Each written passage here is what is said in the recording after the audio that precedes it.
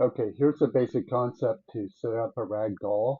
I have a character loaded in my scene and I've created a block that I'm going to use as a bumper. This is going to animate and bump into him to knock him over. Um, and so what I want to do then is set up everything for physics. So first thing I'm going to need is a plane for him to fall onto. So I'm going to go to my create menu, the physics, and I'm going to create an infinite plane. Um, and once I have that, then I can start setting up other physics. I know this block is going to need to have physics on it so it can bump against him. So I'll activate physics on that. I'm going to make it kinematic, so it's basically going to be um, animated to bump into him. That's what the kinematic does. It makes it animatable. So that's your collider basically. Um, and then that's going to go up and run into him how I want it to. And now for him, um, I'm going to set up the physics shapes on the character here at frame 0 and freeze them in place until the block hits him. But you could also, do it anywhere on the timeline and in whatever pose the character is in. It doesn't matter.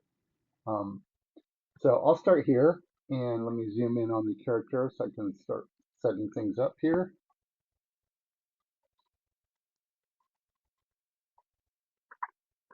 Maybe you should have hidden that block. Okay, here we go. So what you want to do is, select your character, um, come over here to, let's see, do I have anything turned on yet? Okay, so I have the box. And okay, so what I want to do is come into the animation panel here, and I'm going to come to the edit reach target. Okay, once this is open, I need to turn on every reach target here.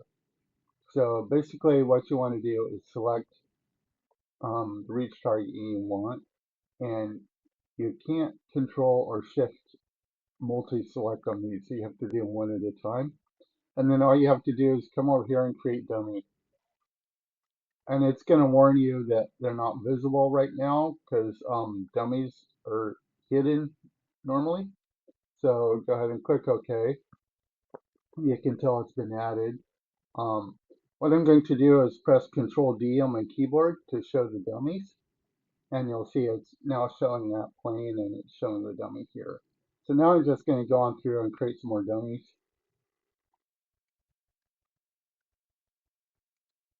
And do as many joints as you think you'll need. You probably need them all, well, except for like the toes, for instance.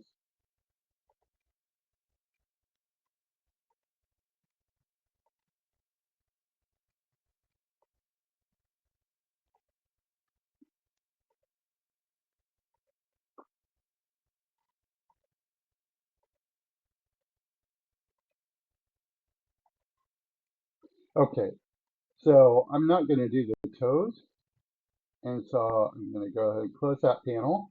I've got all of these here now, um, but these are all going to have physics on them, and normally the character has a bunch of physics colliders on them, and those are going to affect these blocks, and that's not what we want in this case.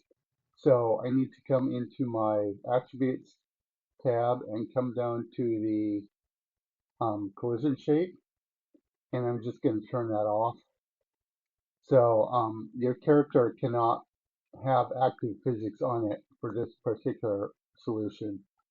Um, and then what I'm going to do is select all of these boxes.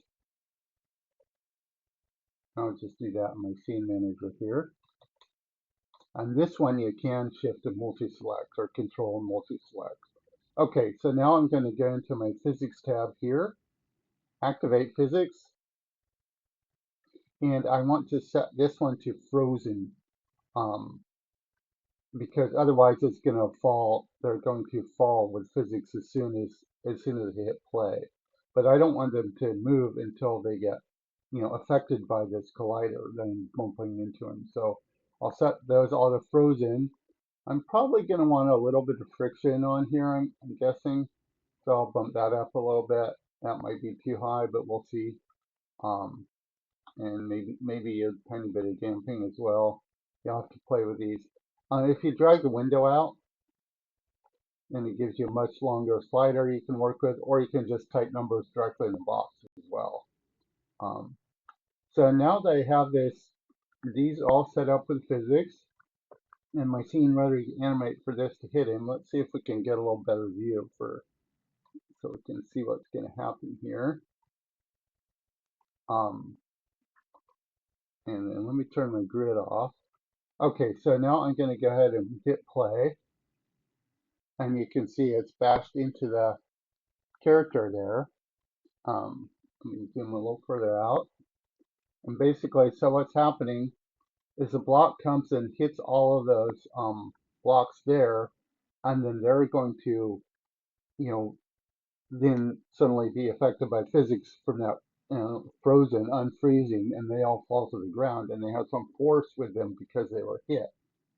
So um, if you find that all the blocks are like holding a little too still, what you might want to do is select them all here, come over to the physics attribute again, and where it says bound type, it can actually turn that to like sphere, and then you'll get a little more moving around. Or you can also play with these so you can, change the friction and things like that. So basically, if the collision shapes are spherical, they're not going to be landing on a flat plane, right? Because they're spheres now. So if I try this now, you can see I got a totally different effect.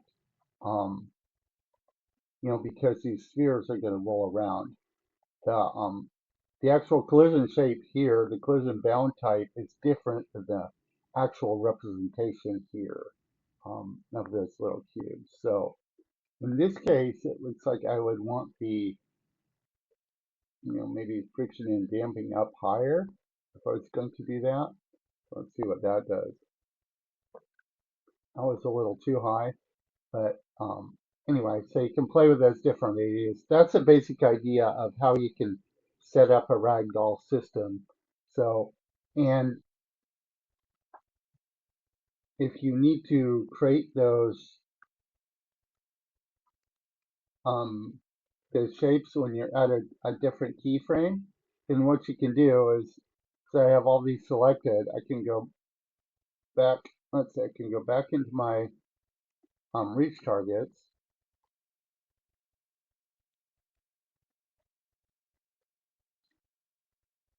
and I can select any of them and release them if I want. And we need to animate it in some other position, create a new one, or whatever you need to do.